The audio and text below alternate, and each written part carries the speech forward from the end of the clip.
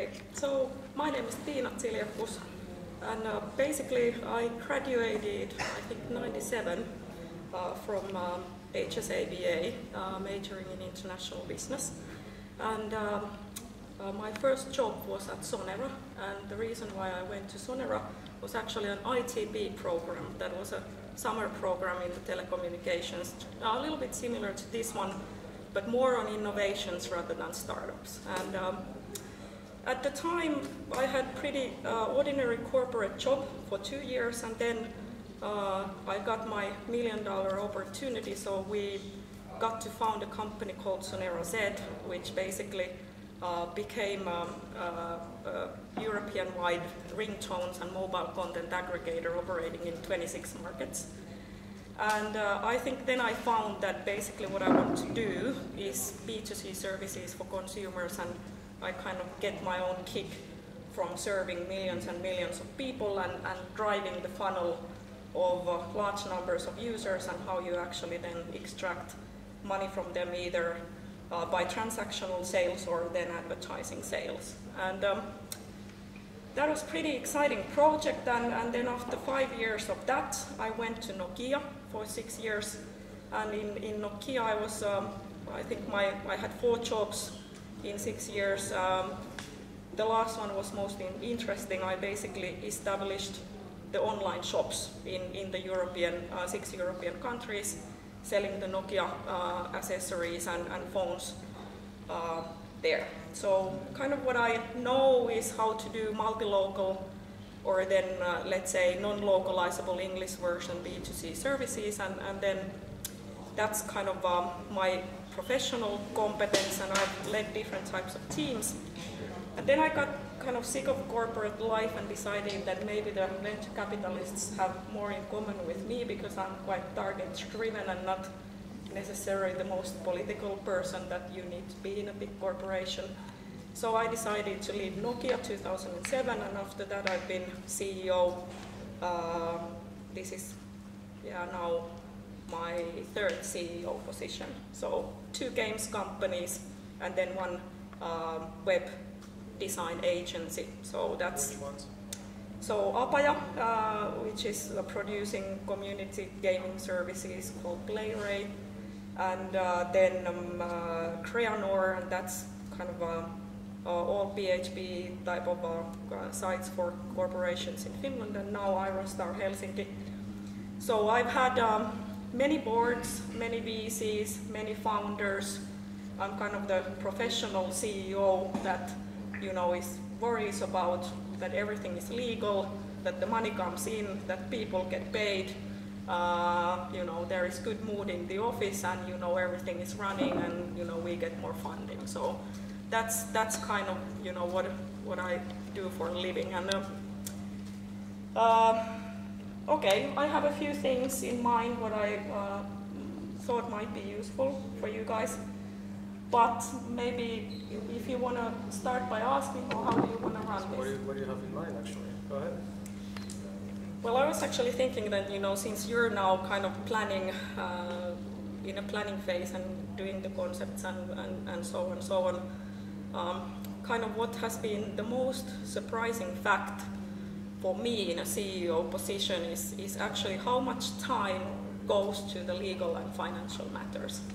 So that, after you kind of quit the business owner position that, I was used to having 11 years when driving the ringtones or, doing online sales or whatever, in a small company, a lot of the stuff actually goes so that, you ensure that everything kind of goes according to the law, and everything kind of financially and in the bookkeeping wise is handled in a way that it needs to be.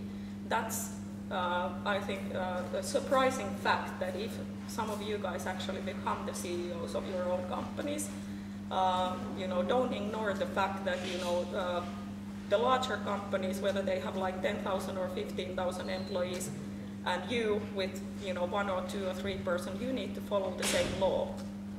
So in addition to everything else you need to do, basically, if you consider the Finnish context, Nokia and you guys need to follow the same law. So that means that you need to do quite many things and read quite many, let's say, web pages about, the limited liabilities companies act, osakeyhtiölaki, as well as all of those things, in addition to figuring out whether your idea is okay and how do you make money with it. So that's kind of, I'd say, the number one kind of what strikes when you start to found a company from scratch, and you think that it's so easy to kind of put these things to kaupparekisteri, so to the trade registry, which is easy. But then after that, when you actually start to have like somebody put some money into your company, and then what follows, that requires a lot of things. And then kind of from practical point of view, in addition to kind of that early stage phase, then you might think that, okay, I get a good accountant and I just send my receipts there. But then like you need to understand what is actually written in your balance sheets and what kind of the in and outgoing money flows, as well as then have all the insurances and everything in place basically for your small enterprise, which never is kind of in your mind when you start, like hey, I want to do this wall with lovely plants and automatic watering system. So I'd say that's kind of the first thing, but you should not be afraid of it, but just kind of budget time for it. So in addition to kind of calculating, like when you make your calculations about what's your initial budget, a lot of the time actually goes to figuring out all of these things. And then the second thing is that then obviously you need a board, and you need people that are helping you to do stuff, especially if you're looking for initial seed financing. Normally you don't get that from an angel or anything if you don't have some type of structure around the company. And then kind of starting from the law point of view, then coming to this, that's the part where like then you start to, in addition to kind of understanding kind of structurally how to structure the operations so that it's legal and blah blah blah, kind of getting into the deal making skills part, because obviously at this phase there are a lot of people that seem to be wanting to help you out, but sometimes it's actually very good to be very careful with people that want to help you out, and consider the agendas and kind of what type of company with what values and what type of people you are building.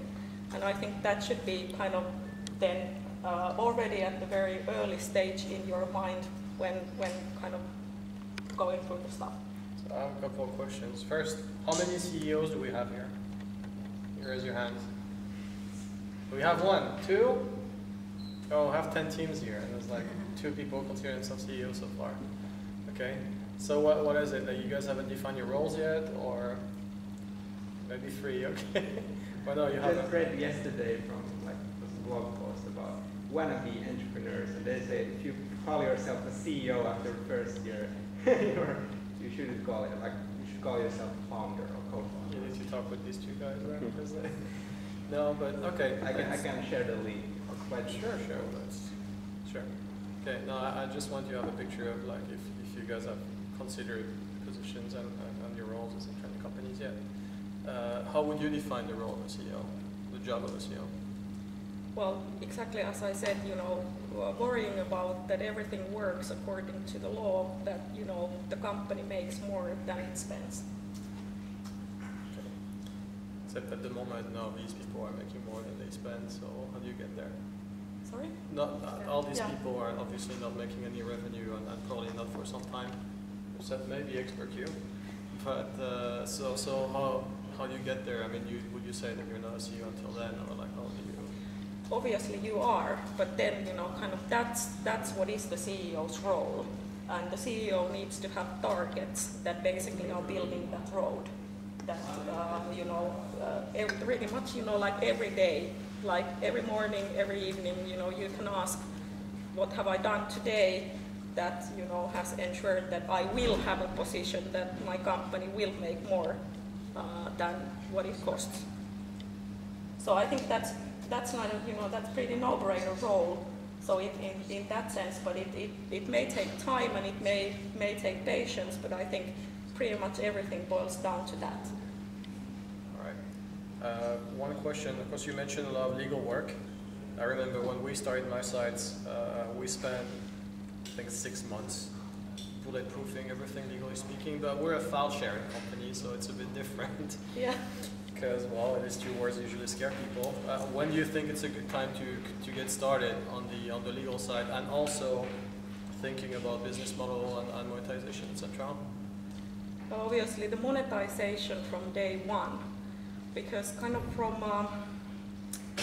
my point of view, especially if you're doing B2C services, so something that you want to sell to the consumers, the road is really, let's say, long. It's like a marathon run, and you know, you need to be prepared to kind of do a lot of things every week, every day, every month for maybe 3 years before the company can break even. And from that point of view, I'd say that, you know, also there's no need to burn the midnight oil too much in the beginning, because you need to be prepared to do it for 3 years. So then, you know, like, you need to be thinking like a marathon runner, that how do you keep the fuel to the most important 10 kilometers that are kind of the most difficult ones. So, but from that point of view, I'd say that people worry too little about money in the Finnish startups, in my opinion. So kind of going through the startup scene and kind of seeing many startups. Give us examples. I don't give names. I think that's kind of the thing that, you know, now that we have like organizations like Tekes and many of the government funding options, that becomes, let's say,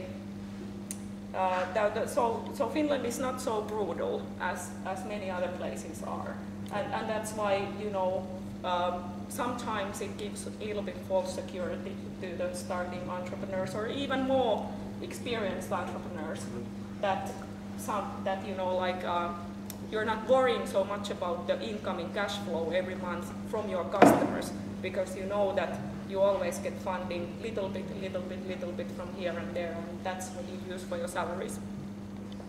That's probably true, but on the other hand, if you think about like Finnish startups, many of them have already some kind of like, they want to get cash flow really early on, I think. Which is good. Yeah, but then if you look at the States, for example, like Twitter and Facebook and all these, they first concentrated on building like a mass, and then now Twitter is just figuring out how to make money. Yes, so. But I think if you're a realist, and if you're a founder and an entrepreneur in this country, you realize that this is Albany, and States is States, and this is Albany.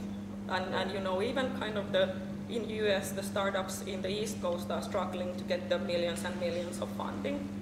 But you know, turn this into an advantage and think that when you actually have a good cash flow, or even some cash flow, investors are, let's say, perceiving your company totally in a different way. Normally the Finnish startups go kind of with their hats and, you know, please give me money, you know, like, I'm worth it, and I've seen it many times. But obviously the position would need to be such in order to make a good deal that, you know, I'm a company that everybody wants to fund. Nobody wants to fund a company around the kind of the Baltic Sea that doesn't have any cash flows coming in. And that's a fact of life that needs to be realized. And if you kind of realize it and kind of say, hey, I'm based here, this is who I am, let's face these facts, let's get some money coming in, I have a healthy business model, then kind of the funding discussions are more favorable. I'd say that, you know, that's just, you know, being rational. And, you know, obviously there is an option that, you know, you just then go straight to someplace else and not even start to kind of build your way with these Tekes programs and whatever available in this country. But if you start in here, then it requires a little bit different business thinking than somewhere else. If I may comment on this, actually, I mean, I won't name names then, but I know for quite a few of the bigger startup names here, it's been quite difficult. It's been quite an effort to raise money here. So, you know, making it as attractive a case as possible before talking to investors, especially like try to talk abroad rather than around here. It helps a lot. Yeah, and then there is also this point about being an entrepreneur. So, you know, like you need to consider your personal target. So, you know, normally people are kind of, you know, when we consider tech startups, you know, and people are reading the stuff that, you know, hey, that US company sold with this and this much of money. But being an entrepreneur with a startup that generates cash flow and pays your salary so that you're in no hurry to make any deals and you can kind of in peace consider your strategy for growth, I'd say that that's a pretty lucrative position to be in. So kind of, you know, whatever, let's say, you know, if you don't have any cash flows, then you're like a slave of this process of continuously looking for funding and then dreaming and, you know, selling some bullshit sales story that, you know, this will be a big thing. There is this other way that, you know, should also be considered by, let's say, starting entrepreneurs, in my opinion. Sure. Okay, so what else? So there's a question, two questions. Yeah. You stated that after you worked with Sonar, you were entrepreneur with Sonar AZ. And Yeah. after you joined a corporation and then again to a CEO. So how does it feel like being an entrepreneur to move to corporation way of living and then again being in a higher management for a startup? Okay, so you are asking kind of if I compare now that I've done so many types of jobs, so let's say corporate and entrepreneur and now small companies. And I mean, how does it feel like when you have your own idea, you're working on it, and then you join like a corporation and then a small startup? Okay, so first of all, I would say that obviously, you know, like contrary to Nokia, even within Nokia, kind of most of the stuff that I started by business plan. So I didn't take care of anybody else's business. I created my own businesses even within Nokia. So the online sales stuff that we established, there was no such thing. So I went around the company 9 months to get a permission and funding for that project, so the first $1 million and blah, blah, blah. But so I'd say, how does it feel? So if you are kind of have this corporate context and then, you know, you incorporate a new business with that type of security, obviously those cases are good because they are very well funded. So there is a structure and there is capital. So what is, and I think that's a very good thing because then kind of that enables a good kickstart for the business. Then it becomes a problem when most of those people are kind of corporate minded. So again, what the really, really successful growth companies need, they need different people which don't come to work for those types of entrepreneur cases. And then when you start kind of from very small, without that corporate context, you don't have any capital, and as is the case in Finland, most of the startups are just too small that they will ever make it. So, you know, we have a lot of these man in a garage type of things that, you know, have, let's say, 100K or 200K and consider themselves extremely lucky. But with that type of money, you never make it anything kind of feasible, let's say, considering outside of this country. So, sua siellä vetellä täällä, as we say in Finland, but, you know, that's kind of that, you know, finding a setup that ensures that you have enough resources, monetary and human. I think that's the most important thing, and then the right resources as well. So kind of, because many good ideas that are coming from here are just people are trying with too little. And then I think many people disagree with me on that one in a startup scene. So there are like many venture accelerators that, you know, always encourage people that, you know, do your little thing. But I kind of think from my personal point of view that I've seen so many people over the course of the years that have not been, let's say, strong enough in that sense to try for as much resources as possible so that the idea will really make it. And then, because at some point you obviously then you have these things, decision points, and you can kind of go with the small fire until up to a certain point, certain number of months, maybe 1 year, even 2 years. But then, you know, maybe if you kind of, you know, are not able to get enough resources, then it's actually feasible to quit that and start something new than just to keep on going with the very little fuel. Dylan. I have a question. So have you had experience like, okay, let's say working with techers and compare that to experience working with private investors? Because like for us, Yes. like, for most of the startups, Yes. it's like thinking about like, should Yes. we go to techers or should we go to private investors? So there are obvious like drawbacks and the positive side. So can you compare those two? Okay. Your point. So kind of, first of all, I'm very positive about techers. I've had only very good experiences.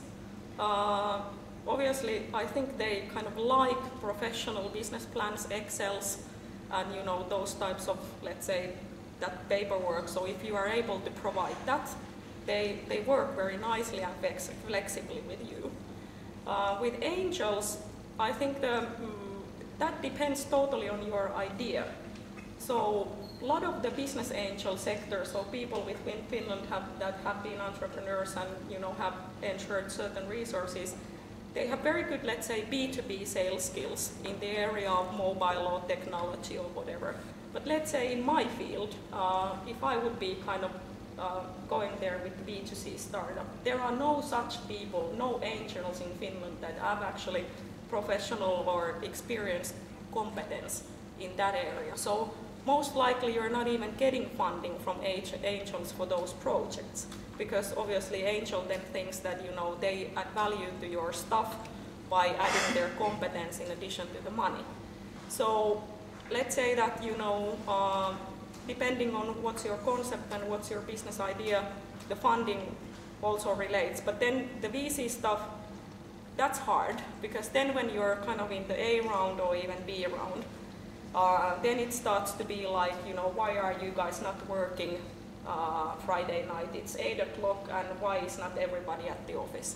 So then, like with the professional VCs, then the pace, it's totally different than with angels or then techers. So in a way, could you say that like with professional VCs, there is a certain power struggle, I guess?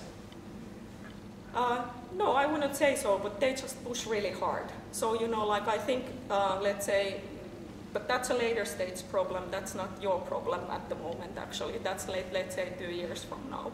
But then if you take, let's say, if you sell a stake to venture capital company with, 20% or whatever, they kind of make you, they make such shareholder agreements that you actually sold 80%. In terms of their ability to push you in the company. So obviously there are different types of rights what they kind of make you give, and then their ability to kind of influence what you do. So no longer you yourself only decide, like you do actually with techers and like you do with most of the private angels if you take angel money. But with VCs the conditions are very different. So is the thing you just described, this problem that they take 80% sort of, is it a Finnish problem or? No, it's a global problem. So I'd say that the longer you're able to kind of fund your company with cash flow, with let's say government options, with private investors that kind of share your vision and your values, what you want to make, then the better that's actually for you. I have 2 questions now. One of them is not directly relevant for right now for these companies, but I think it's important to know, like, are there any terms when you talk to investors that you would absolutely never agree to? When we talked about, of course, how they can structure things to fuck you over, basically. Are there any things that you say, just don't do it? Personally. Well, personally, like just a personal opinion, I would do as much as possible with cash flow and with my own money. So as long as possible, and then kind of with techers, and as long as possible to accumulate as much value as possible, customers, cash flow, whatever, in your company. Because then kind of your negotiation position is totally different in that table when the agreements are there. If you have something, if you have nothing, you have nothing, and you should realize that you only have a story which is nothing. So that's kind of then, in my opinion, people too early because there is this, hey, I want to make this and I want to grow and I want to be successful, and then you sell yourself too easily. So I'd say that as long as possible, as many users, as many customers, as much as possible without kind of giving anything as you can. So again, I think that's a little bit contrarian view, but then that kind of then the power actually remains. You kind of are in control in what you do and what your company is going to be, and not someone else. And I think personally, I think that's the reason many of you want to become founders and entrepreneurs. So don't be fooled on that fact. But the advice you're giving is very much what I've been hearing and also saying, or etc., discussing with people in Silicon Valley, for example, and not so much in Finland. So when you say it's a contrarian view, I just think like, well, just look at the track record in different countries and we'll see what quality advice you get. What I wanted to discuss is how did you get involved with Ironstar and what happened basically? Okay, so I know the chairman of the board and he knows me. So Muafak Ahmed is the chairman of the board of the company. And then, as you know, you've met Joachim, who was here before. So then I think what happened was that we were introduced, and I had no plans in becoming a small company, very small company, gaming company, CEO, none whatsoever. But then what happened was that what's also important when you hire then professional management, as you would say from me, and then Joachim is the founder of ours, is that we kind of then hooked up because we are very complementary assets to the company. So Joachim is a coder and a game designer and wants to do that job. And then kind of personally, my only interest is to kind of sell to the consumers and entice more consumers and see kind of what concepts are generating more and more cash. So I'd say that we were like, in that sense, we saw that there is enough of interest for both of us, which is kind of totally complementary. So there was a competence gap in Ironstar. Well, actually we are doing now a totally different thing, what we were doing at the time that I joined. So we revised the whole strategy and quitted everything, the old games that the company had been building, and started a new game which is extremely successful considering it's been live for 7 weeks now. So I think from that point of view also, when you bring some new people in, you're actually able to then maybe start the types of things you would never consider starting if you wouldn't bring new people in. So which brings back to kind of the third point, which is the importance of the team, which I'm sure everyone has heard like 100 times. But then I'd say about that you actually, when you consider the team and the team building, it's extremely long process to actually to get to learn people, like really to learn. So like even though we've met like 6 times with you, but then I'd say that it takes minimum a year, maybe 2 years. So when you consider, let's say, who are the people that you take to work with you, or to become the chairman of the board of your company, or to invest in you, if you remember one thing from today, remember that 1 month is nothing, 6 months is something. I'd say a year that you actually start to know that whether kind of the chemistry works, whether your values are the same, whether your targets are the same. And even though everything would seem kind of superficially that it works fine, the team building is extremely tricky. So how come you said that you have been CEO in 3 companies now within the last 3 years? So yes. How does it work together with what you just said about that it takes at least a year to get to know the people? Well, that was an advice I was actually giving to you guys based on some of the experiences I've had. Yeah.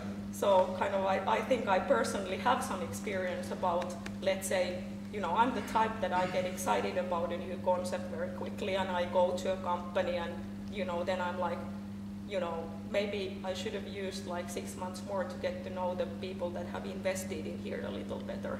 Yeah. So that's the personal experience that I now know, but I necessarily, after my corporate life, did not know when I kind of entered the startup scene, that actually it's really important in this country to get to know the backgrounds, whether they are kind of, you know, respectable people, well, you know, what's their track record, are they in court, you know, blah, blah, blah. There are things that you would never imagine that actually come your way, and, you know, the more time you actually give the potential board members, the potential, let's say, founders, or, you know, whoever you want to work with, the better for you, because the time will really reveal.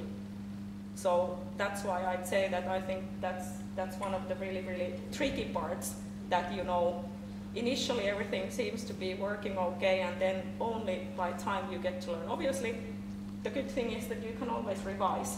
So none of the choices are kind of, let's say, permanent. But I'd say that, you know, that's something that, you know, entrepreneurs are really enthusiastic, and that's a personality that goes forward. But you need to know that in that strategy and personal strategy, there are also pitfalls, which is sometimes you go forward too fast. I have two questions. First one you don't have to answer, but it's about, do you want to discuss what happened with Apayam? No. Okay. No, all right. Second, no, because you mentioned the background, etc. Okay.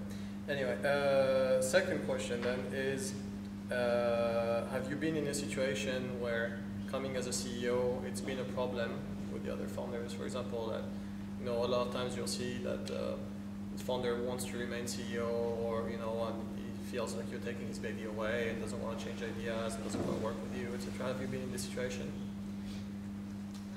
Okay, so obviously that might be the case. I'd say that moreover, the thing is that normally a professional CEO is needed, let's say, for the reasons that company needs a person that is the face of the company to the financiers, for example, that has a track record of sales.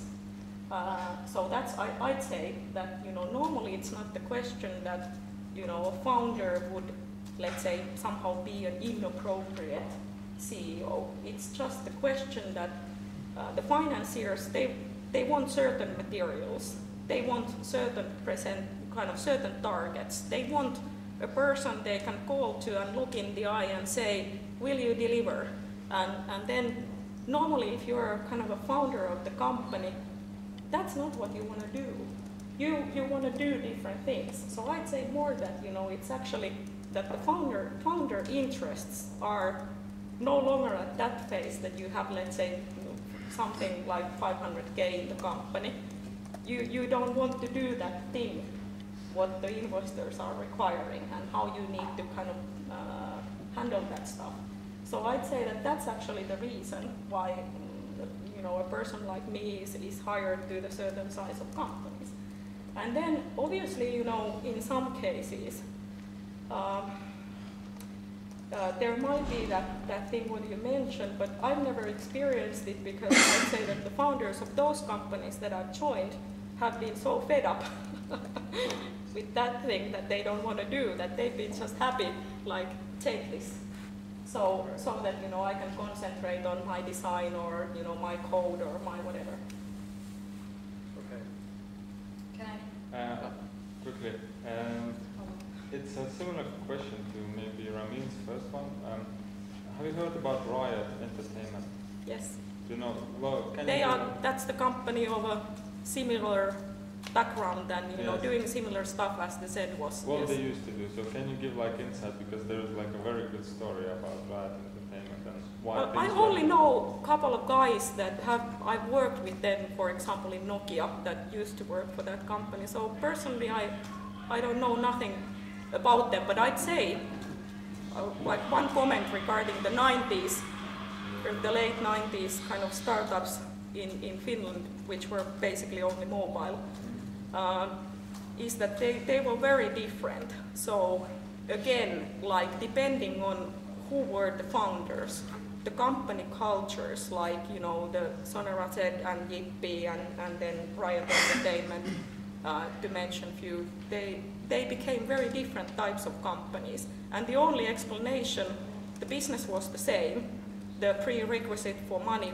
were pretty much the same. The market was the same, the technology was the same.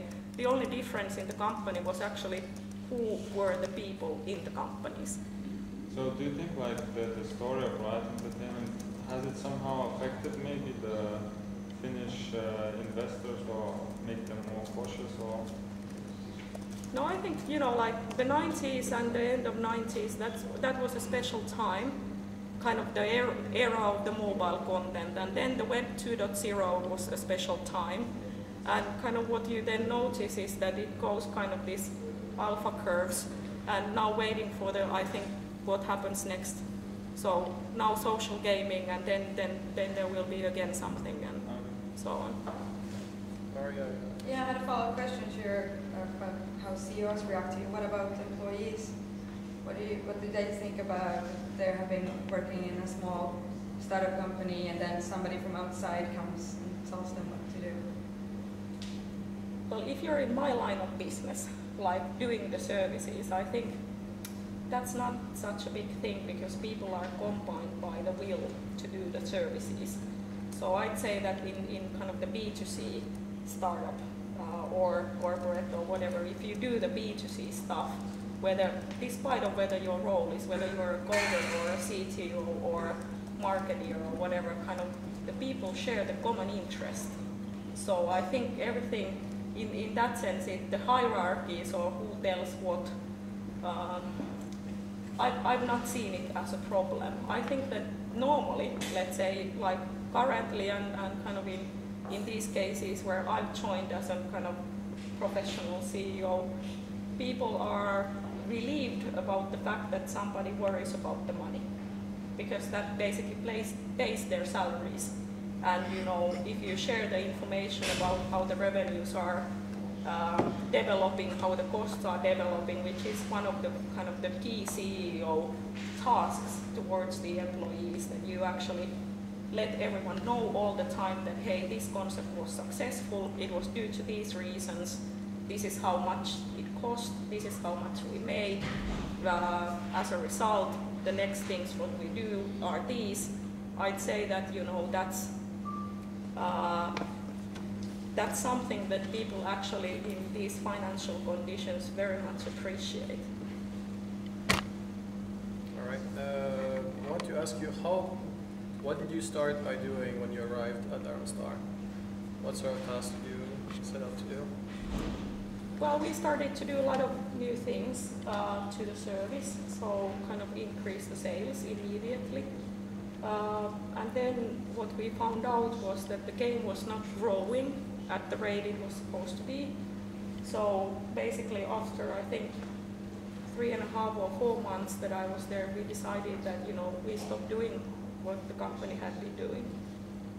So that's what CEOs do sometimes, that, you know, then you need to find a new idea, a new concept, and we were able to then generate quickly together with Joachim actually the next plan, which is good for us. That wasn't difficult with the team? Because they had been working on it for apparently 4 years or something? Or? No, I think they were really happy. Yeah. So people also kind of want to start new things. I think that's kind of, you know, the teams and entrepreneurs and everyone is alike, that, you know, when you, let's say, do something for 2 years, then it becomes really a relief to actually start something new. When you started the new idea, this Empire, what did you do differently from Moipal? Did you design the game differently? Did you think about approaching it differently? I mean, obviously Moipal was designed to be the virtual world for mobile in the beginning. I guess monetization was very different from how you got there. So did you design this Empire with like business model in mind right from the start, and then make the game around it, or how did you do it basically? So basically I think what we followed was, you know, I'm a very process-oriented person, so I think Joachim followed kind of the same game design pattern, obviously, that with Moipal. But what we did differently was that kind of all the concepting phase and all the milestones, I think we did those more in a more process-oriented way, as I used to do things, than just, you know, let's say coding and putting it into the production. Okay. Are you the one in charge of hiring at Aronstar? So currently, as you know, so we don't hire anyone before we are in monthly break even, and that's what we are focusing on. Weren't you hiring people last summer or something? Sorry? Weren't you hiring people last summer after Zilliacus fairs or something, if I remember right? No. Okay. No, Okay. we weren't. I thought. Okay. Yeah. Never mind. So basically, we are in very kind of the financial minister is very tight on the recruitment before we're kind of making what we're spending. Okay. Now, I was just wondering if you had any hiring tips, a different perspective on it than founder usually does. Yeah, well, I think the hiring it's a continuous problem in Finland to find good people to whatever roles. So like that's truly a challenge. Kind of obviously when startups can't kind of pay competitive prices to those really good people, that's truly tricky. So that's the only thing I can say, that it's like whenever we started again and whenever I've been in a hiring mode, I never find I either find very good people, but I can't afford their salaries or then vice versa. All right. Any questions? I have much more of a comment, I guess, but as you can probably tell, there's not a lot of girls here, and I've been here at the garage for a while, and I think you're probably one of the few women CEOs that's been speaking to us. So I guess, could you just elaborate how it is to be a woman CEO in Helsinki? Is there many of you? Do you know, is there like a women there CEO network that you... There are not many. And I'd say that in this area, people, let's say there are a lot of, obviously, women working in Zilliacus and doing marketing roles or traffic creation and this type of stuff, but not many CEOs and or not many entrepreneurs. Right. So therefore, I'd say that it's very good to see at least some in here. So yeah, but that's a problem. So there is no peer group. So, but obviously, I'd say that from my point of view. Okay, so because as I said earlier, let's say many of you are doing services. So in that sense, it's not important if you're a man or a woman or where you're from. I think the interest and the common interest and sharing, let's say that one, it's more important. But sometimes it's weird that you are the only woman. Obviously, it's weird. But what can you do? It's kind of odd when we have a woman president and woman prime minister, but then when you cross sides to the business world, then there's not that much women on the or in the startups. That's or also startups, yeah. So I don't know, but maybe let's say because kind of in the line of work what I do, obviously the most interesting person is the user.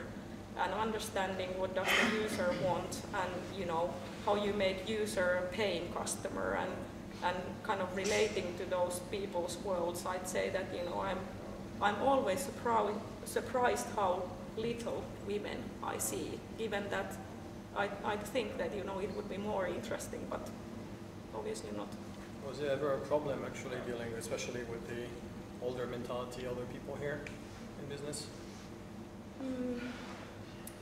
No, but I'd say that, well, this is now to the women and maybe to the men that will one day be 50. So I'd say that I had a very good mentor when I was 26. So in one of the companies, I had a very talented CEO who happened to teach me a lot. And he was a man. And I learned quite a lot of things from him. And I'd say that find a mentor, everyone in here. Because pretty much every kind of job that I've replicated after that one, I've done quite a similar things that I already learned then. So finding a good person that you can learn from, that's really important at the age where you are right now. What do you think there are so little women in these kind of businesses? So what do you think? Tell me. I don't know, because I've always been, so I can't. I can tell a little bit because I come sort of from a computer science background, and it's 99.99% male, more or less. But why is that then? I think the reason is like, the problem is maybe with men at some point, because I don't want to say that computer science is a chauvinist, but there's sort of like this attitude that's sort of maybe antisocial and No, I have a different opinion. If you look I'm back, talking about computer science. okay, of course. but I'm not if you talking do about look business. back in history, you'll see that men had dominated all the careers before, but now women are starting. I mean, now there's more women teachers, there are more women doctors. I think entrepreneurs is just, in a couple of years, you'll see more women. That's my opinion. But not more engineers. Well, yes, there's more, where I'm from, there's more women engineers now. So it's just little by little that women are just going to take over. It's The also Clone about, Wars. Yeah. it's also about the working culture. I mean, because if you have a dominant male working culture, they sort of expect that when you come in, you do the way we do it, and maybe women have a little bit different approach to doing things. You know, they want to go home at 5 o'clock and spend time with their family, which is fine, I think. But men expect like, hey, let's work until 8 o'clock. And then have a beer. Yeah, and then have a beer also. I think it's a question of culture. And if the culture in computer science, I hope, is changing slowly, I think it will be the same case for business. The culture will change, and everybody will see that doing the way things women do is also possible. And actually, you can be successful. Yeah, and maybe. And you're a great example of that. Maybe.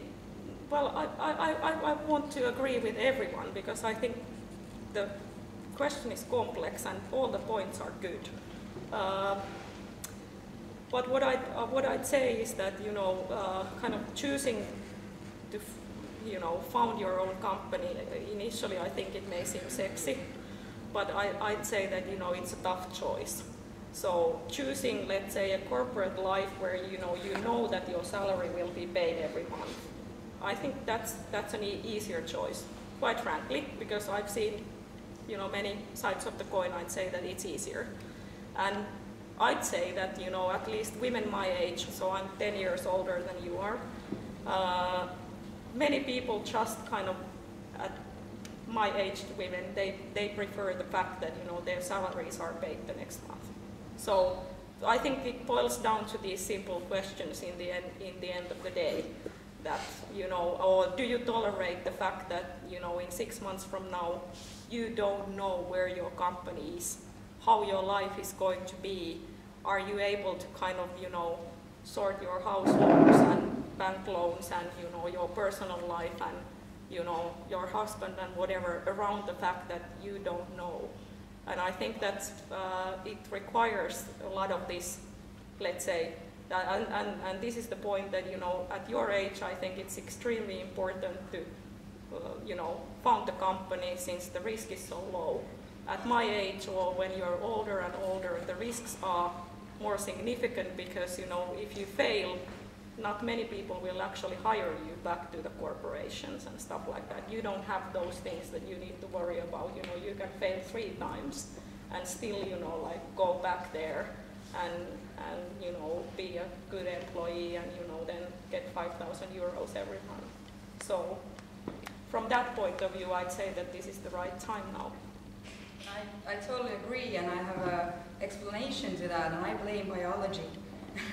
Because women are not risk takers, and the reason is that women are supposed to take care of the next generation, and that's why we're not risk takers. Men are more free to take risks. I know that's an excuse, but I think that explains a lot of why women are not risk takers. And kind of elaborating on that point, I'd say that, you know, then some women can be calculated risk takers. Yeah, exactly. And I'd kind of consider all, let's say, men and women to be calculated risk takers. So that's why I've been maybe talking about the financing and the deal making and how you kind of, you know, what are the values and stuff like that. Because I really think that the most important thing is not to be a risk taker or non-risk taker, but to be a calculated risk taker. So that you're able to kind of really see where is it and kind of calmly assess the options and then take calculated risks. So from that point of view, I think that then that would be easier. Let's hope that it will be easier for everyone. That you don't need to actually rush into things and let's say I'll put all to the poker table and lose, but calculated risks. I think that's an important thought. I think we're touching an interesting nerve here in the sense that you were saying that a lot of Finnish business people will aim super low for the small and safe thing or whatever, and because they're scared of taking risk, and like you said, the women also even more. And you're saying you have to deal a lot with uncertainty. So actually, how do you do it? And what makes the difference between the way you look at the things and the way they look at things? What does it mean in practice? So do you mean that how you personally can develop your skills to for this, how to tolerate the uncertainty? Or, sure. And also, how do you apply that in the company? Okay. So in the current company, I'd say that I'm really lucky that our guys are, I don't know, they are so calm. So they like it seems that the uncertainty is not an issue at all. So obviously I'm really lucky that I don't have a team that would be really afraid. That may be that because those guys have done that for some time and done many startups, that you also kind of burn your cheeks, so to say, and it doesn't feel so bad. But so like it might be that if I would have a team that hadn't been entrepreneurs or would come out of the corporations, that would be, let's say, even then more stressful for me as well. Like personally, I'd say that over time you develop confidence that whatever happens, you'll always figure out new things to do. And I think, as someone pointed out, this is my third CEO job. So I'd say that, from my point of view, I've always been able to figure out a new plan if something doesn't work out. And I'm sure everyone in here, if you get that thought inside of your head and really buy it yourself in your heart, that if this doesn't work out, always some new opportunities will come. I think that's an extremely helpful kind of uncertainty lowering thought. So I think uncertainty handling, part of it, it's kind of it's thinking, and then part of it, it's basically that when you leave your laptop, you kind of need to leave it. So whatever you do, whether it's kind of that you go climbing or you do yoga or you drive your motorbike, I strongly recommend there is one thing that you do, and then that enables you to kind of leave, let's say, your startup thinking to your computer, and when you do that and nothing else, and then go back to your computer and bring back the kind of the business stuff. So those things. Sure. I have a question. Maybe it's the final one, but so you have such a broad CV. Is there anything in the future that you wish to do? Yes, many things. Yeah. So obviously, so I'm 36 at the moment. Can you believe I count myself? I hope that, let's say, because kind of I like to do services, and obviously, what type of services I can make in my age, I hope that I'm still able to do this for, let's say, 10 years, and, figure out new ways, kind of, let's say, new target audiences. For 15-year-olds, I think my street cred is pretty low at the moment. So, I need to figure out. So currently, the game what we're building, basically, our median user is a 35-year-old female. So I think that's a very good product to be building, because I kind of represent our target audience myself. But obviously, you need to consider this kind of when life goes forward, that, what can you actually do where you have something to give. Because if you are doing totally something else which you don't represent at all, and then it becomes difficult. So maybe considering your own business idea, do you represent the customer? Do you represent the user? Do you represent how that particular thing, what you have figured out, why you personally are suitable to do what you do? I think that's also something to consider. Yeah. I have one more question for you. What type of metrics do you use for measuring success in Aronstock? Okay, so currently what we measure is monthly active users, daily active users, kind of ARPAU, which is kind of average paying user, what they are bringing, gross sales, net sales, and the most important target is the monthly break-even. So if you're doing services, if you're doing something for the consumers, kind of calculating from the very beginning how many months or years does it take when you reach monthly break-even, that's kind of, because after that your life is easy. If whatever you know your costs are is coming in, you have no hurry, you have all the time in the world to think about what you do with your business. All right, any more questions? All right, well in that case, thank you very much, Tina. Kiitos, thank you.